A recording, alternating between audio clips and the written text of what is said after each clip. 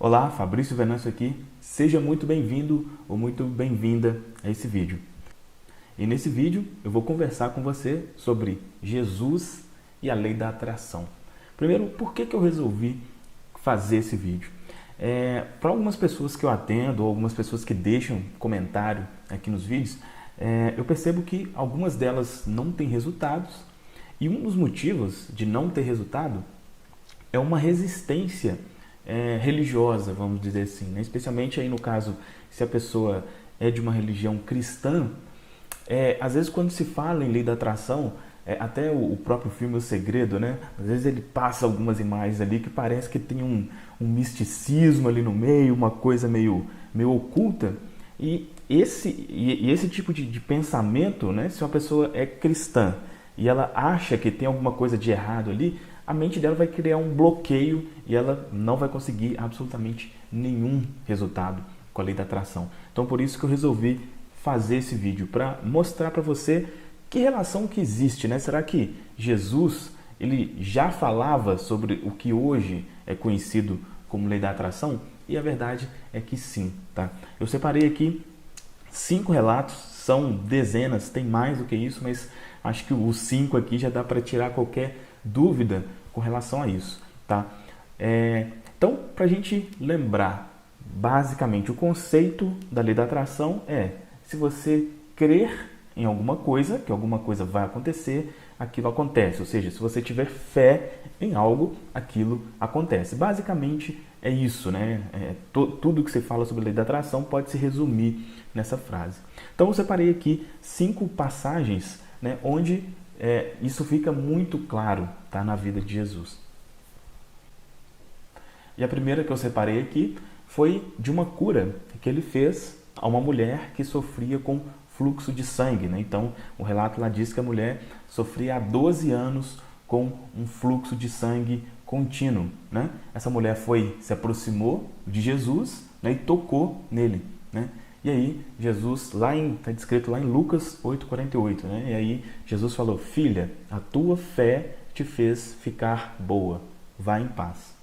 Então, nitidamente, ele mostra que a fé daquela mulher, porque é claro, né? Ele teve toques ali de todas as partes, até os discípulos dele, né?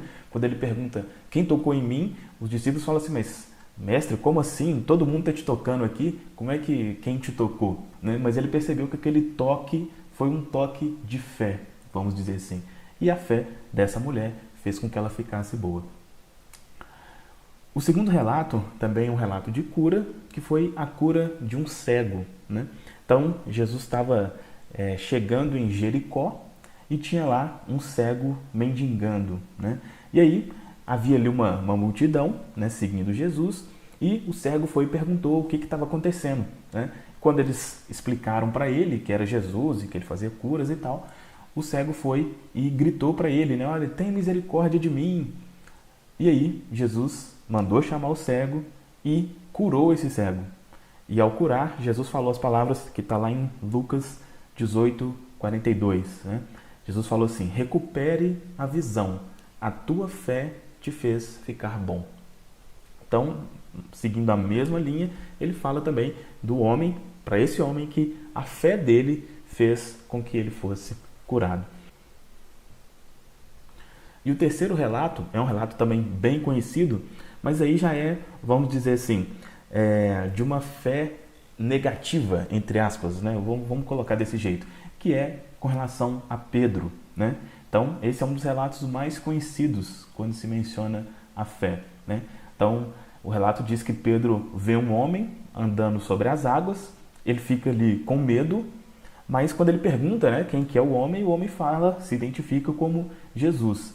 Pedro fica ali meio desconfiado, mas mesmo assim ele entra no mar e começa a andar em direção a Jesus, né?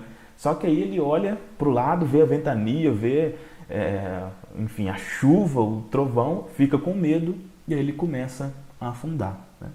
E quando Jesus vê ele afundando, Jesus segura ele, né, e fala: homem de pouca fé, por que você cedeu à dúvida?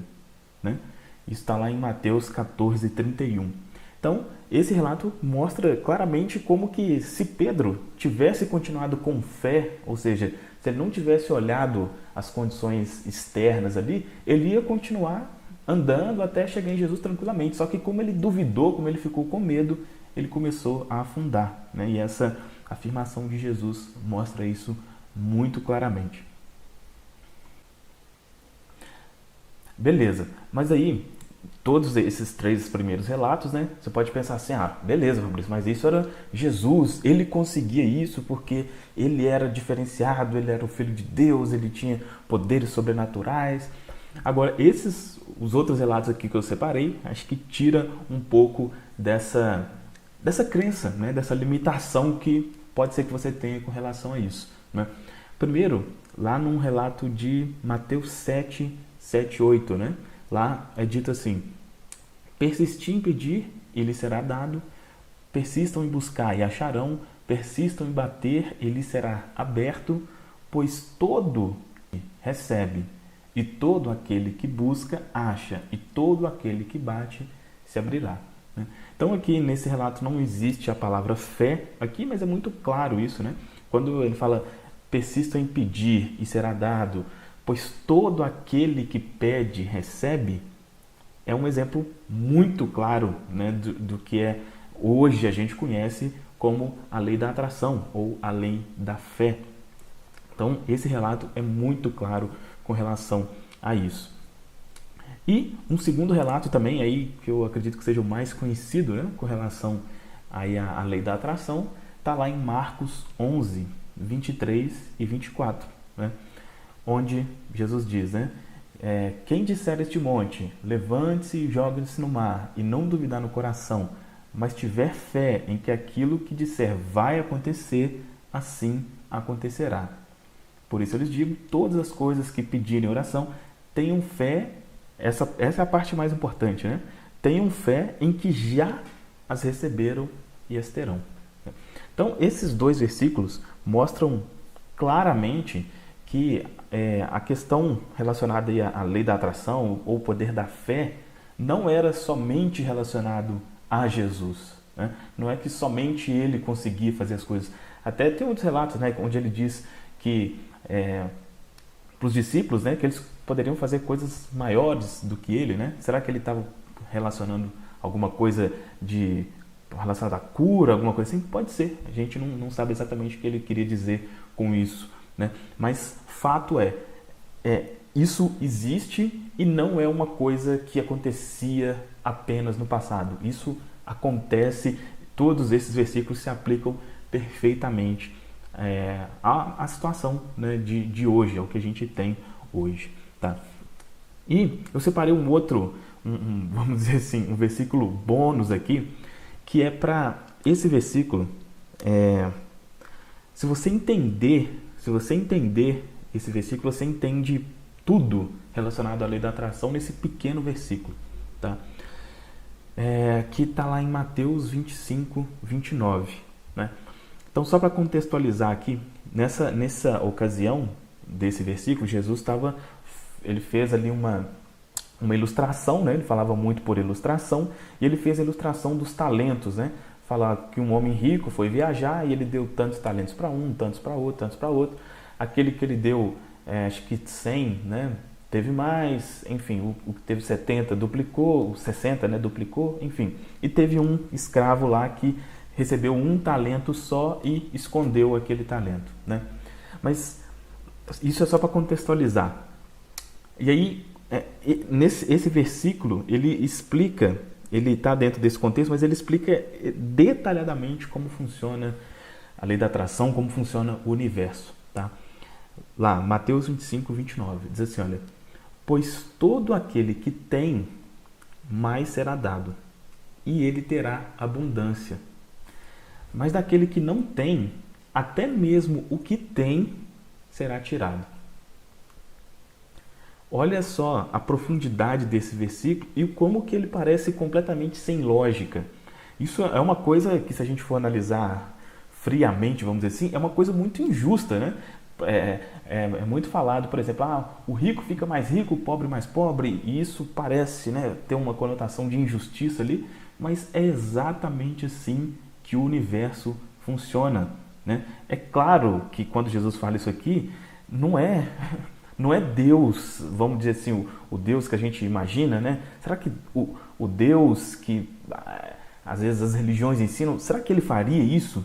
Ele daria muito a uma pessoa que já é rica e uma pessoa que é pobre, ele não daria nada? Isso não faz o menor sentido. Então, isso está se referindo a como funciona o universo. Tá? E é exatamente assim. Se você entender isso, você entende tudo relacionado à lei da atração.